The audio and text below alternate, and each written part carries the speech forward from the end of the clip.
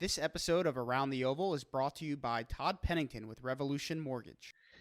Hey, Ohio State fans, Alex Gleitman here, back with another edition of Around the Oval, brought to you by Todd Pennington with Revolution Mortgage. We are just a week away from Ohio State summer camp starting. That means recruiting is going to be in full swing in Columbus.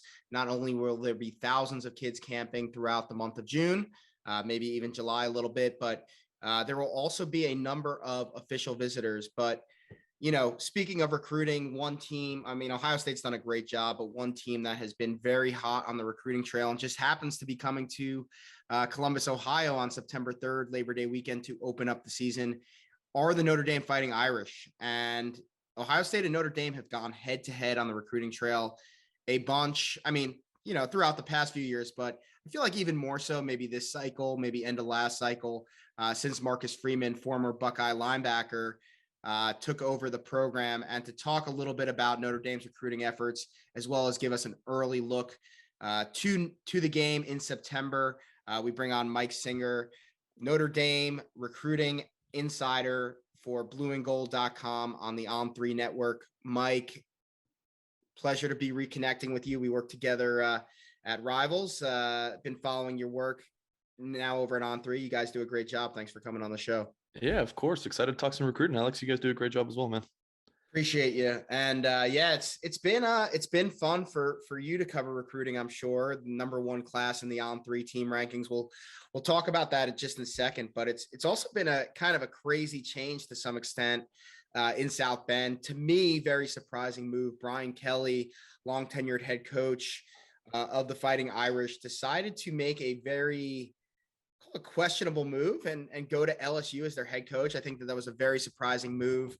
Obviously, Lincoln Riley was mentioned there. He decided to go to USC. And I think people were looking at guys like Dave Aranda and maybe others that had some ties to LSU. I don't think anyone had Brian Kelly as the predicted head coach. So let's talk first about Brian Kelly leaving. Was that decision as stunning to you as someone who's connected to the program and basically there every single day as it was to someone like myself, who's a little bit of an outsider?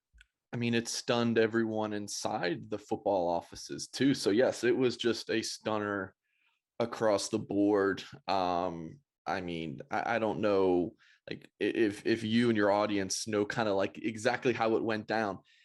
It was Brian Kelly, Tommy Rees, his former quarterback several years ago, and current offensive coordinator. It was those three, and then Brian Polian, who was Notre Dame's special teams coordinator and now is at LSU with Kelly.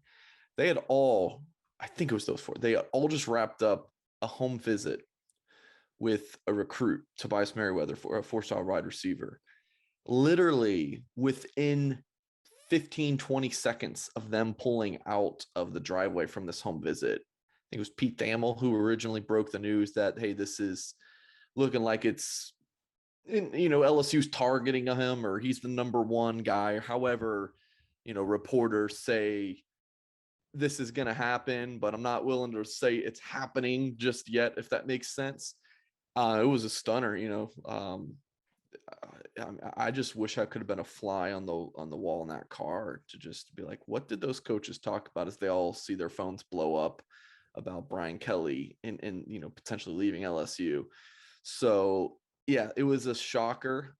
It's been, I've been covering football recruiting for many schools over the last decade. And I've never had such an exciting off season. I mean, Alex, we cover football recruiting, so there is no off season, right? But I'm just talking about from a football perspective. Yeah. It's like the dog days of May. Let me tell you these things that have going on with Notre Dame football. I mean, Ed Orgeron came by campus and spent like a week there. The media got to talk to him. Jerome Bettis is finishing up. He just graduated from Notre Dame. That's been a storyline.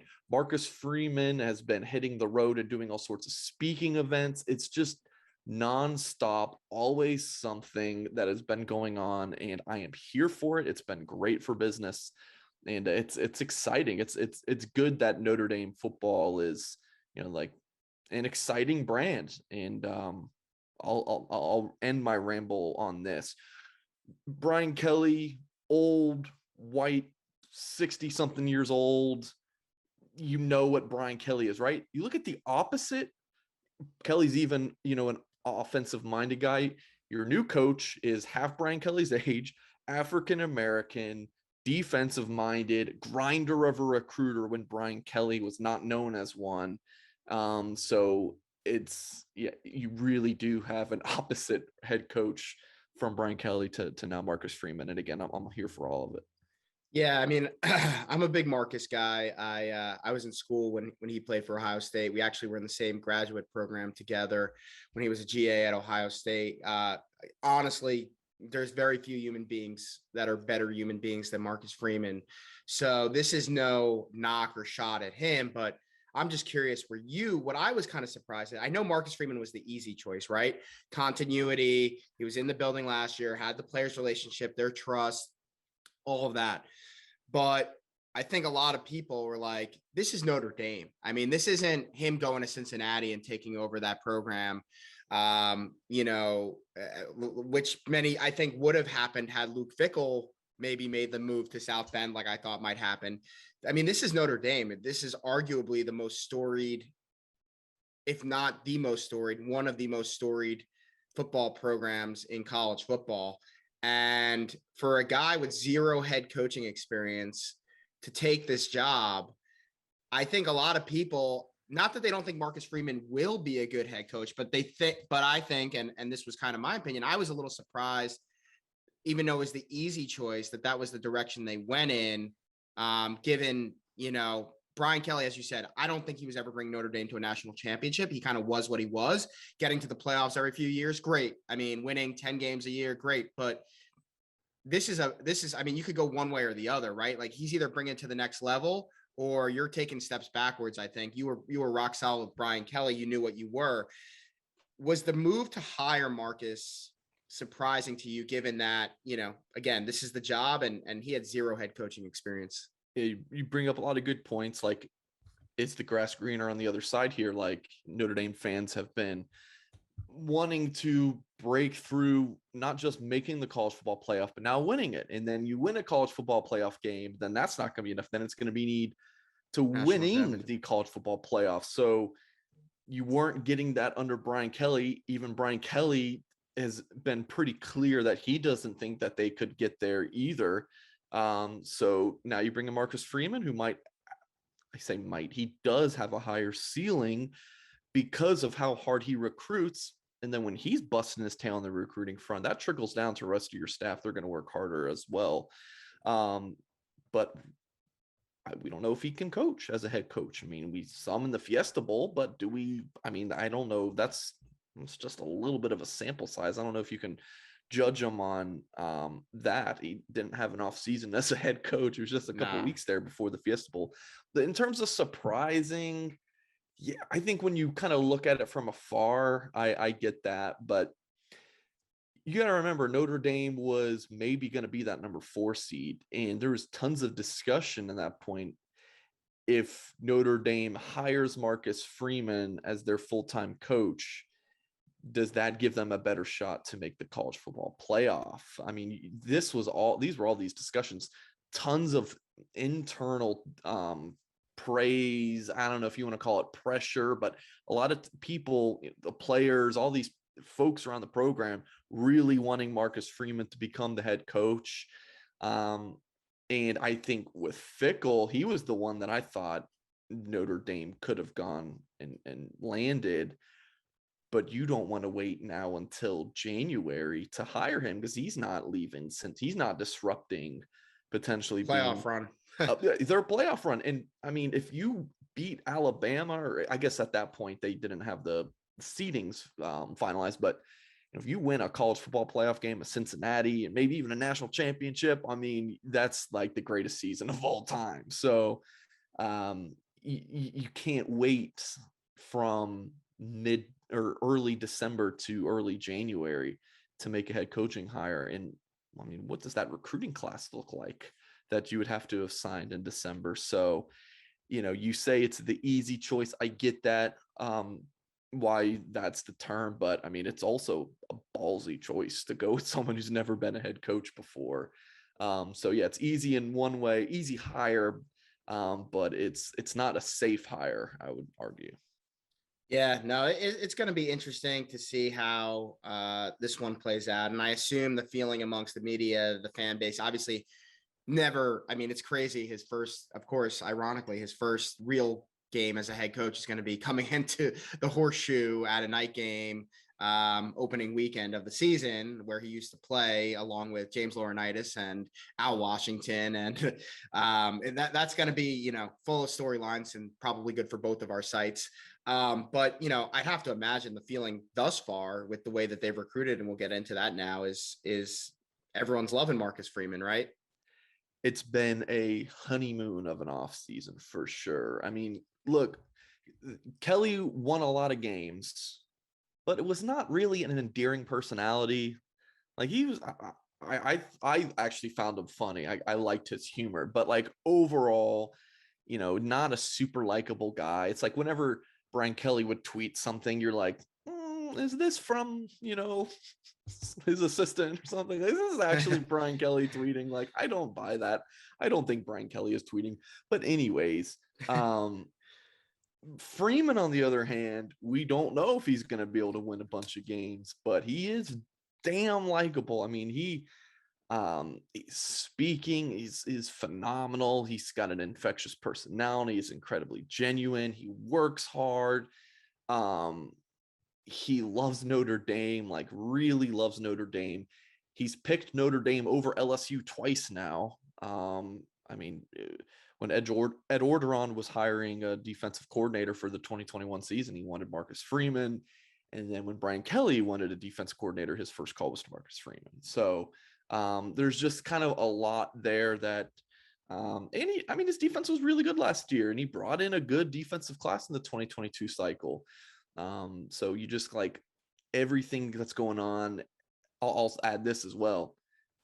Notre Dame launched its first Notre Dame football legacy weekend. How has Notre Dame not been bringing back alumni under Brian Kelly? That was kind of bizarre that was happening. And like, he's just doing a lot of things off the field this offseason that make Notre Dame fans like this guy a lot. But you know, when CJ Stroud completes a 15-yard pass to open the game, then, you know, everyone will want him fired. So we'll have to see how that goes.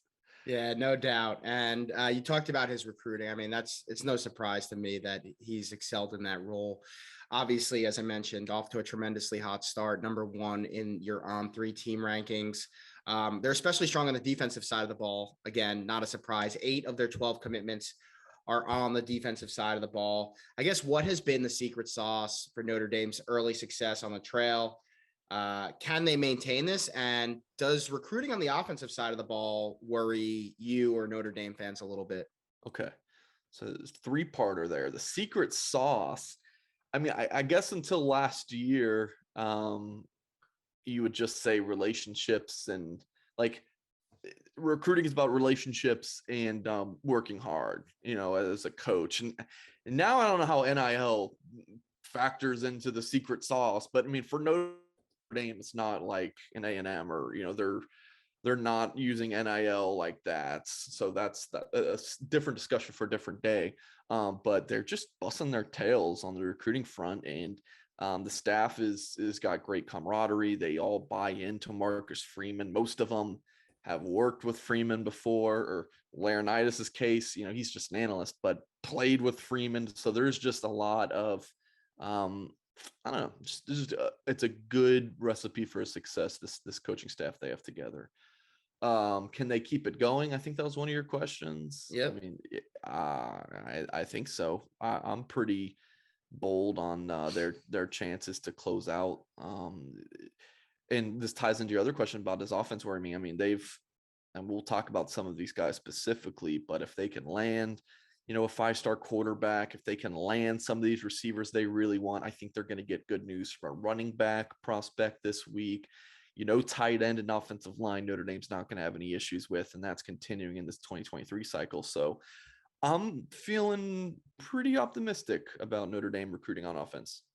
Yeah. And as you said, like, a lot could change once they take the field. And if they come out and they have an 8-4 season, you start to probably make it a little bit of tougher on yourself. But right now, when it's all, as we said, mostly relationships and opportunity, I still think, I know Ohio State's had some challenges in the NIL space as well, competing with some of those SEC schools and things like that. I mean, that's gonna be a new factor, but I agree. I think that they can maintain it. I think, Marcus is a defensive expert. They got a really good defensive staff. I wouldn't worry about O-line or tight end. It's, can they bring in the elite quarterbacks of the world? Because I feel like they really haven't had one in quite some time. Those skill guys, those playmakers, they definitely put a lot in the pros, but I really think it just comes down to the quarterback. So it will be interesting to see, is it Dante Moore, which we'll talk about in a minute? Is it someone else? But I think that's going to be really, and that was Brian Kelly's thing too. Like, I think that's what gets Notre Dame over the hump personally, is can they bring in a CJ Stroud, Justin Fields, Tua Tagovailoa? I could go, I mean, last year, Georgia being an exception with just that defense, but I mean, that's very rare. So, you look at the teams that compete year in and year out. Trevor Lawrence, obviously, you look at those teams year in and year out, and the one common denominator is that elite Joe Burrow, that elite quarterback, especially in college football. So let's shift to talk about some of these recruiting battles. Ohio State and Notre Dame have gone at it. Austin Siereveld went to Ohio State. Keon Keely, Notre Dame. Luke Montgomery, Ohio State. Brennan Vernon, Notre Dame. That's a big one. Was that shocking to you? I kind of got a little bit of a heads up about it. Just in terms of when you look at his recruitment, big picture, like all along, everyone thought it was Ohio State. Oh yeah, no, for sure. And I think we had him at an Ohio State camp a couple weeks before that decision. Yep. And I think that's the first time we realized, like, oh no, this isn't going to happen. And I don't think anyone thought a decision was going to come that quickly. Like, we thought Ohio State might have more time to kind of like beat the Notre Dame momentum and kind of like get them comfortable. But yeah, I mean, that one obviously was a little bit of a surprise. But yeah, I mean, those are all legitimate battles. We'll talk about Keon Keely because I think that one's still going a little bit, but yeah, I mean, let's start with him. I mean, he's been committed to Notre Dame for a while, stayed firm throughout the coaching changes, obviously with defensive staff and things like that. But, he did take a visit to Ohio State this spring. He did take a visit to Alabama. I don't know what you guys are hearing, which is what I'd love to hear, but I know that Ohio State feels, and Alabama too, feels that the door is at least cracked open. Ohio State, I think, is expecting him back on campus for an official for the game against Notre Dame. And, that could be a real thing, or it could be like this is a really cool environment to see my future teammates play in, which we've obviously seen before. But what are you hearing on the Notre Dame side regarding Keon Keely? Yeah, that's interesting. I haven't heard that there's, discussion about him officially visiting for that Notre Dame Ohio State game. That would be quite the move for him if he does take that one at, I think if is a big word, key word there. Sure. Yeah. Notre Dame does not like its commitments taking officials elsewhere. Like unofficials, understood, but officials, they're not a big fan of that. So, June, a lot of these kids want to officially visit their schools in, the spring, summer, knock it out before the start of their senior season, commit and be done. Keely's obviously committed. He's been committed to Notre Dame since his junior season, before the start of his junior season, I should say. Committed a day before Brendan Vernon did. So, Keely's already committed. So it's like, well, when does he truly shut this thing down? We don't know. But until I'm told otherwise, like, I feel really good about where Notre Dame stands with Keon Keely. He's officially visiting Notre Dame in June. He visited campus twice in the spring. It seems to be going pretty well for Notre Dame, but man, just nowadays you just never know. And I don't know if we're going to be talking about any other currently committed prospects, but like just NIL is just such a factor. I mean, like this has nothing to do with Keon, but like I really believe that everyone in this world can be bought. So it's like if that really is a factor, There's always a prize for someone, right? Always, yeah. Me, you, Yeah, for us, absolutely. Yeah. So it's like at some point we just have to sit back as reporters, Alex, and be like, you can never be 100% certain that anything is going to happen. Recruit, that was kind of the case before, but now NIL, you just never know. Who would have thunk that Nico Iamaleava would end up at Tennessee? It makes no sense, but here we are. 1000%. And speaking of, let's go to the next guy, and this might be a short answer for you. Nice. Carnell Tate Good segue. is now, highly considering Tennessee when it was pretty much thought to be an Ohio State Notre Dame battle. And I thought Ohio State would have had this one wrapped up by now, to be quite honest. Tennessee's making it interesting. From a Notre Dame perspective, do they feel there's any chance? Is there a vibe on where they have him going? What's the word there? So I'm just going to tell Ohio State fans watching or listening that all the guys that we're going to talk about, Notre Dame's going to get all of them. No, I'm kidding. No, I don't think Carnell Tate's going to Notre Dame. I mean, he's visited there 7 times. And his first visit to Notre Dame was in March of 2021, a self-guided tour. So you think like, what is that? Like 15 months, 14 months or something. Yeah, he's been there yeah. 7 times. That's once every 2 months. Yeah. Every other month he's been there. It's like crazy. And it feels like Notre Dame is a distant third at this point. Heck, I don't know, maybe in 4th if he likes LSU more than Notre Dame. I don't know, but it does feel like Notre Dame. So for me, I just covered Notre Dame. So whether Ohio State's 1 or Tennessee is 1, it doesn't make a difference to me. I just want to know where Notre Dame's at. But it does seem like Tennessee has surged in that recruitment, but Brian Hartline is a freaking rock star, guys. Like, I hope Buckeye fans know how good you guys have it with him as a position coach, because I just don't see him staying a position coach that long. So enjoy it. He's a rock star of a recruiter. Marcus Freeman wanted him bad. You better believe it. When Freeman became the head coach at Notre Dame, he really wanted him. But I think the only way Hartline was going to leave was for either, like we just talked about, a crazy amount of money to be bought, or offensive coordinator, and Notre Dame was not in a position to do that. Yeah, no, for sure. I think Ohio State fans know. And I think if Carnell Tate does come to Ohio State, it will be Brian Hartline and the opportunity to get developed by him and the relationship beating out NIL. And I don't feel bad about saying that because it's legal now. There's nothing, it's within the rules. So we're not sitting here accusing kids of doing things illegal or things like that. I mean, I think it's very clear at this point that that's Tennessee's making a strong play in that area. And I can't blame a kid for, securing his future before he even steps on a college football field. So we'll see where that goes. But that recruitment could actually affect the next guy on our list. Rico Flores, wide receiver out of California. Notre Dame, Ohio State, Georgia are the final 3. They'll all get official visits in June before a decision, I believe, is July 3rd, maybe. July 3rd or 4th, one of those two. Yeah, he had a really good visit to Ohio State in the spring. I just think that he's kind of a notch below a Carnell Tate, a Brandon Inniss, a Noah Rogers, maybe even a Jalen Hale on the food chain now. Again, could Carnell Tate decide to go to Tennessee in the next few weeks and that change Ohio State the way they approach Rico Flores? Sure. Right now, I think Notre Dame is in the driver's seat on this one. What are you thinking, Mike? I agree with everything you just said. Even the things on the Ohio State side of things, kind of heard those rumblings as well. If I'm Notre Dame, though, I am saying to you, Rico, like I'm saying, this is what I would say to Rico, like, you are our number 1, like you are our tier A number 1 priority at receiver, whereas you're not with Ohio State. So sometimes that does not matter to a kid at all. Sometimes that's a big deal. So I would imagine Notre Dame's pushing that on them, and I've got a prediction as log. They should. Yeah, I've got a prediction log for Flores to end up at Notre Dame. And I mean, he hasn't been to South Bend yet, though. But I do think that if that visit goes well, I like him to land at Notre Dame. I'm with you. Next guy who I thought was headed to Notre Dame, but things have changed a little bit, is Christian Gray.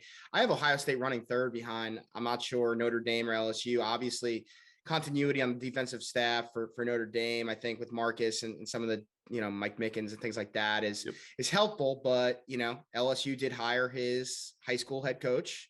Brian Kelly obviously had the relationship there. This is a kid from St. Louis. So, I mean, obviously Notre Dame's probably a little closer, but, it's not like, Missouri's not out of, especially with Mizzou being the SEC, is not out of that SEC footprint now. And it's obviously big time football. LSU produces a lot of good defensive backs. So I mean, he's taken an official visit to Ohio State. I'm not too keen on Ohio State's chances here. What's your take on Christian Gray? Yeah, I do think Ohio State is I thought it was Notre Dame 1 and Ohio State 2. It's kind of like a Carnell Tate recruitment, honestly, but flipped a little bit. And then you have this SEC school that's come in late and is now in the top 2. It's kind of interesting, the parallels with those two recruitments. Tennessee, like NIL, we would assume is a big reason why Tennessee is very much in the mix there. But with, Gray, it's that Roberts Steeples. I mean, so when Gray, I think, was a freshman, he's a freshman or in 8th grade, Notre Dame was recruiting a receiver. I don't know if Ohio State was after Jordan Johnson back in the 2020 class from St. Louis. DeSmet. Steeples was the head coach there. I flew out to St. Louis. They also had Ja'Kalen Johnson was on that team. Yep. Is he doing okay at Ohio State? He'll be in the 2 deep this year, and they expect him to be a multi-year starter. So yeah, he's a sophomore. He's a sophomore. I think he'll be a redshirt freshman technically, because I don't think he played in 4, but yeah, or 5. Yeah, he was a stud. I really wanted Notre Dame. I think he's going to be a good one. Yeah, I wanted Notre Dame to get him. I didn't grow up a Notre Dame fan, so it doesn't really matter to me. Like, if Notre Dame's going to be winning or losing a lot of these games, of course you just want to watch them. Yeah. I wanted to just watch Ja'Kalen Johnson. I thought he was a rock star. But anyways, so I spent a full day at DeSmet, and Robert Steeples is just an awesome dude. Like, I get why Brian Kelly interviewed him at Notre Dame in 2020. And now I get why in 2022 he brings him to LSU. So that kind of side note, I get like the Christian Gray thing with Steeples. Like, the dude is phenomenal. The Tigers cornerbacks coach. So I still personally give the slight edge for Notre Dame for this big time cornerback prospect. Have LSU very closely in 2nd, and then Ohio State 3rd and USC 4th. But this is a recruitment. You said Tate, you thought that recruitment was going to end a long time ago. I thought Christian Gray was going to commit last November, and here we are. Yeah, sorry, for YouTube, my nose is really itching right now. I'm like every 2 minutes itching my nose. So sorry about that. Hey, all good. We won't judge you. A couple more here, just 3 more I want to run down. Caleb Downs, defensive back out of Georgia. I thought at one point Notre Dame, I mean, when I spoke to him, I know maybe this was like end of last summer, I thought Notre Dame was in a decent spot. It seems like maybe they dropped a little bit. Maybe Ohio State, Alabama, Georgia ahead of Notre Dame. Are they getting an official visit? Are they still in that one? What do you think? Yeah, those are the 4 schools you just mentioned are scheduled for him officially in June. So like the On3 recruiting prediction machine, which, if you're a college football recruiting fan, it's fantastic. On any On3 profile, the more data we have on a kid, the better or more accurate, I should say, the percentages are. But, he's considered a Georgia lean, and then Alabama's running in 2nd. I'm going to tell you, Ohio State fans, I think the Buckeyes, despite change, because they have a new cornerbacks coach or a new safeties coach, right? That's new safeties and a new cornerbacks coach. Yep. New defensive coordinator, obviously, with Jim Knowles. I think the Buckeyes might win this recruitment. Like, I don't know if that's kind of a bold thing, because a lot of people think it's Georgia or Alabama, and Ohio State's got a new defensive staff, but I think Ohio State is a big, sneaky contender. I think they also get the last official visit June 24th, and he wants to decide before the start of his senior season. So I don't want to, like hype Ohio State fans up too much and think that like he's for sure going there, but I would feel like it's kind of just like a bonus. Like, I will not expect them to pick Ohio State, but if he still might though, and it would be a monstrous addition. The dude's a stud. Saw him play last Friday. No, he's a bona fide 5-star player, and I do hear very positive Ohio State chatter. And as far as Notre Dame goes with I see them running fourth, but it's still a tight battle, but there's not a ton of gap between whoever's first and whoever's fourth for the 5-star safety. Yeah, no, I agree. I actually, if I had to make a pick today, I think I would go a little bold out there and go with Ohio State. It feels very similar to the Von Bell recruitment from, almost 10 years ago at this point. But where everyone thought he was going to Alabama or Tennessee or even Georgia, and he ended up at Ohio State. So we'll see where that one goes. One guy I don't think Ohio State is really in for, but I think Ohio State fans would love to see him land at Notre Dame over Michigan is Dante Moore. At one point, I felt pretty good about Dante ending up in South Bend, but I know, Oregon's jumped in and a few other schools. Where do you feel this thing's going with Dante Moore? All right. Remind me after I give my Dante, if I forget, because you mentioned something. I want to go back to this. All right. So as far as Dante Moore goes, I mean, I put in a prediction for Dante to pick Notre Dame back in mid-February, and 3 months later, still feeling like he's going to end up at Notre Dame. Michigan, LSU, Oregon, Miami, still after him, but I still think it's Notre Dame's to lose. And it's been a recruitment that he plays things very close to his vest, and there's not a ton of chatter publicly, but what I hear from sources is that Notre Dame still looks good. He's taken 2 officials. It was Miami and LSU. His June official visit schedule is very up in the air. Does he get to Notre Dame? Does he not? Does he stretch his recruitment into the season? Tons of unknowns. Okay, now what I was going to add was how, I want to know, in your opinion, how does the Ohio State fan base view Notre Dame? Because for Notre Dame, there's not, in my opinion, I've been covering Notre Dame for 3 years. There's not like a super clear, this is the fan base, or not the fan base. This is the school that we hate the most. They have an annual rivalry with USC, but there's the regional factor. If they're across the country, Michigan State, but they're not playing the Spartans anymore. Stanford, same thing with USC. I put Michigan number 1, Alex, as the fan base that Notre Dame hates, or not. I'm sorry, I keep saying fan base, like the school that the Notre Dame fan base dislikes the most. They don't play each other though. And all right, I'll throw this at you. I'll throw this at you. All right. When I picked who I wanted to be my best man in my wedding, I kind of want him to also pick me when he gets married one day, right? If I'm a Notre Dame fan, I want to hate a school that I know I'm their biggest rival too. And I don't know if that's crazy. So if I'm a Notre Dame fan, like that would be something that I would think about. It's like, yeah, well, that's partially though because of their independent status too. Like, I think that's a big factor in that. I mean, a little bit different, but Ohio State has that with Penn State, where Penn State hates Ohio State the most, but obviously Ohio State hates Michigan the most, and Michigan hates. I would probably say Michigan hates Ohio State the most, but there's also the Michigan State. Right. And then there was Notre Dame, I guess, when they were playing every year too. So it just sounds like it's an interesting dynamic. Yeah. So Michigan State, Notre Dame, and Ohio State hate Michigan the most. Yeah, I think that they, I know that I went to Ohio State. I got 2 degrees from there, and I have a Michigan State coworker, and we definitely bond over, disliking Michigan. So that's so when you said the Dante Moore thing, like Ohio State fans want him to pick Notre Dame over Michigan, that's where my mind went. I was like, that's kind of funny because like Notre Dame fans do not like Ohio State, but yeah, and vice versa. But like, I don't think, to your point, like, I think it's more of like, probably for both of them, like it's regionally close. They're both like blue bloods, and like they've both been like really good at different times. So like, it's almost like, why do people hate Duke basketball? Why do people hate the Yankees? Why do people hate the Dallas Cowboys? Well, not so much anymore, but you know what I mean? Traditionally that lingers, right? So I think it's more of that with Ohio State, with Notre Dame, like America's team, like all that stuff, like as a lot of the, not the younger generation, but our generation and probably older kind of grew up with.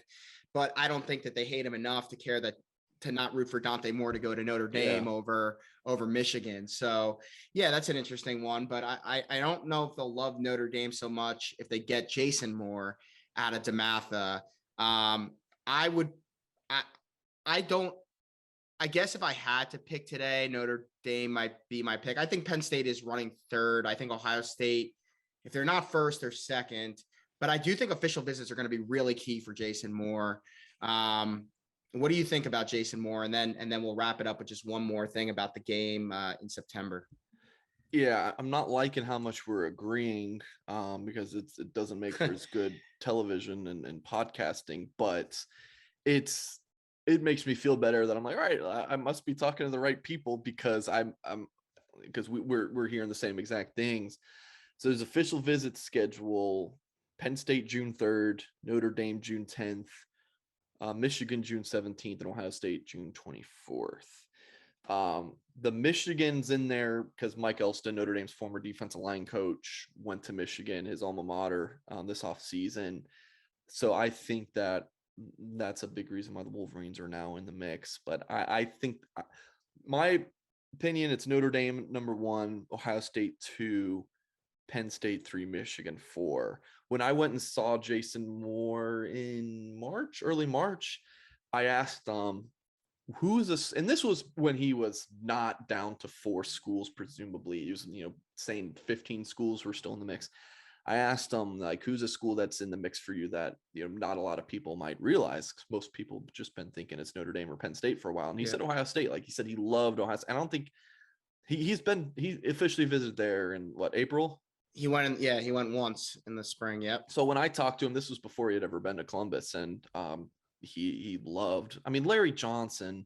I've never met the guy. I don't, know about much of his coaching pedigree, except for that he is a phenomenal recruiter, and all the D-line recruits I talked to just rave. Keely loves Larry Johnson.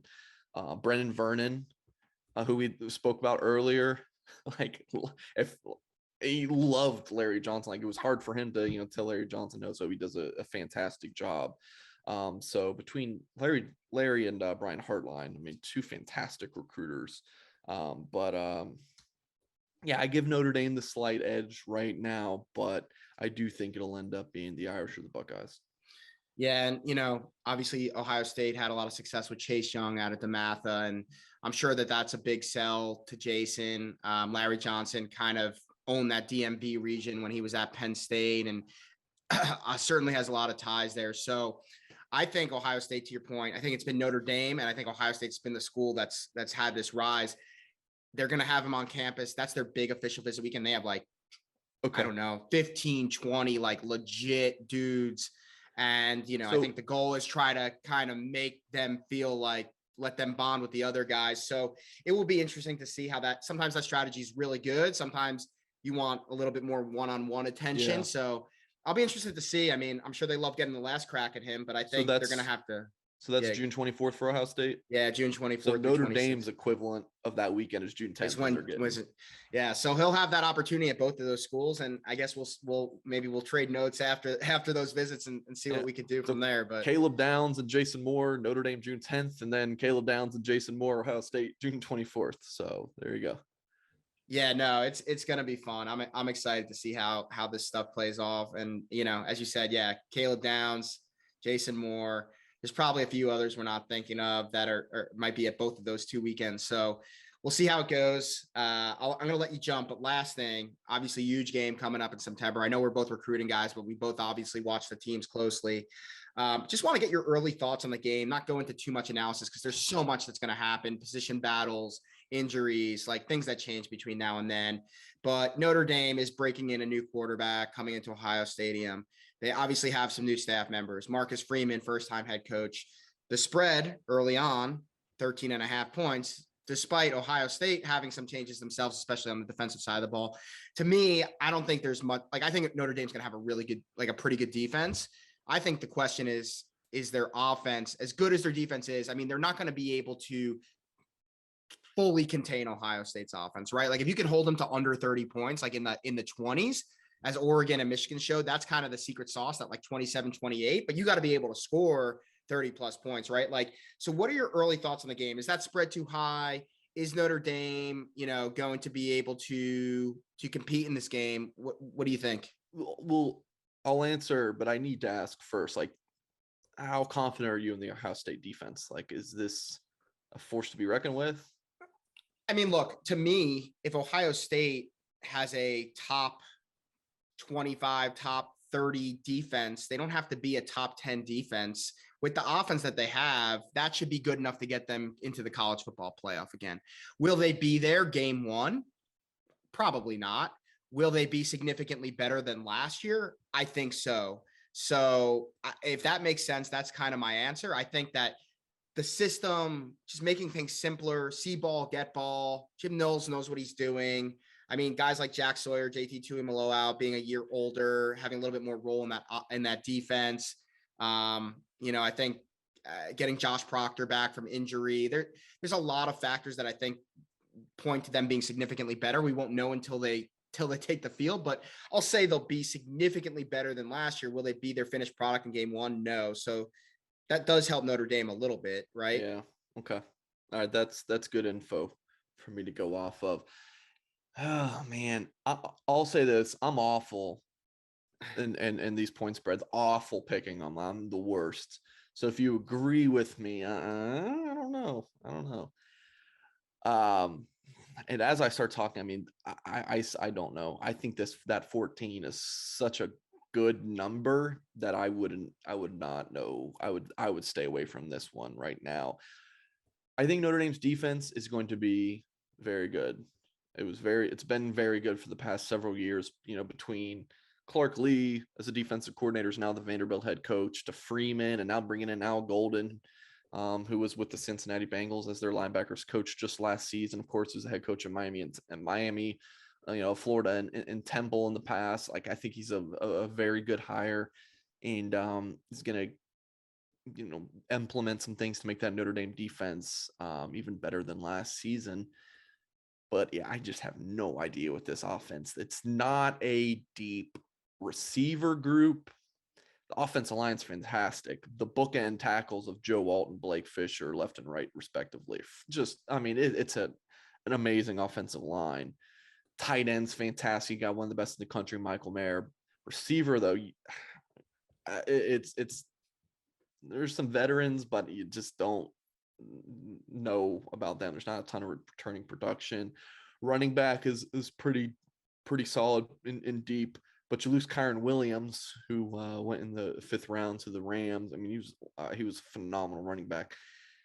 Quarterback is Tyler Buckner. You talked earlier about Notre Dame, and they just need to get the quarterback right. I mean, that's it. If Buckner is the guy who Notre Dame thinks he is, and the fan base believes he is, then I think Notre Dame competes with Ohio State and easily covers this spread. But if he shows like it's his first game as a starter and it's in the shoe, and Marcus Freeman, this is his first, I guess you have the Fiesta Bowl from last year, but really his first game as Notre Dame's full-time head coach, following an off season on the road. Like, if that inexperience shows that, it could be a blowout, like it could be 3 touchdowns, something like 34-7 or something like that. Or if Buckner, Notre Dame's presumably starting quarterback, they're still technically in a battle, but everyone just, is assuming it's Buckner. If he just has ice in his veins and is just a dude, he's very athletic. He's 6'2", about 215. He's built well. He's a thick kid, like, very dual threat, arguably the best athlete on the team. Like, can he throw the ball downfield? Like, can he complete 25-yard corner route? Like, can he pinpoint some of those throws? Otherwise, if I'm Ohio State, I'm stacking the box and saying, go beat us downfield with an inexperienced quarterback and not a great receiver group. So I don't know if Notre Dame's going to be able to do that. We'll see. Yeah, I didn't answer your question, by the way. No, I think you did. Those are good thoughts on the game. To me, they got to be able to run the ball, control the clock, set the game up easy for Buckner, easy passes, Michael Mayer, like. But if I'm Ohio State, I am not letting you do any of that. I'm going to say Agree. you're not allowed Lower to run the the box, football, you're and we are blitzing, you're putting bracketing pressure. Michael Mayer. Beat 1000%. us, Braden Lenzy, beat us, Joe Wilkins, or whoever the receivers are. I think Wilkins might be injured, but you guys have to beat us. We're not letting Michael Mayer beat us and Tyler Buckner and they do have good running backs, but we're not going to let you guys beat us. It's got to be Buckner's arm and those receivers. No, 1000%. I agree with you. It's going to be fun to watch. We'll definitely reconnect over the summer with recruiting and maybe as we get a little bit closer to that game. But Mike, thanks for joining the show, listeners. Really appreciate you watching on YouTube, listening on all the different podcast platforms. If you want, give Mike a follow at Mike T. Singer. You can also see his work at blueandgold.com if you subscribe to the On3 network. Mike, appreciate it. Definitely good luck this summer when you're out covering Notre Dame recruiting. I know they're going to keep you busy. Yep. All right. You too, Alex. Appreciate it, man. This episode of Around the Oval was brought to you by Todd Pennington with Renovation Mortgage. If you've been thinking about refinancing or buying a house, check out our sponsor, Todd Pennington with Revolution Mortgage. They offer low rates for refinancing and home purchase loans, including first-time home buyer programs, down payment assistance, and cash-out home equity loans. Check out revolutionmortgage.com/tpennington.